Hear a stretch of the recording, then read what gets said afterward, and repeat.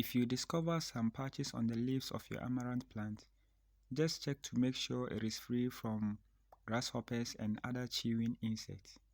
When these insects get on the plant, they chew the plant, making the plant look sick. So the best way to control these insects and the grasshoppers is to always cover with a shade net. Cover with a shade net, and also you can spray with a recommended chemical, but always make sure the chemical is not harmful to humans, as it is the leaves of the amaranth plant you consume in the end. So always make sure it doesn't have any negative effects on humans after consumption, and you can protect your plant from these insects and also get a healthy looking plant. Thank you for watching, and I hope to see you in my next video.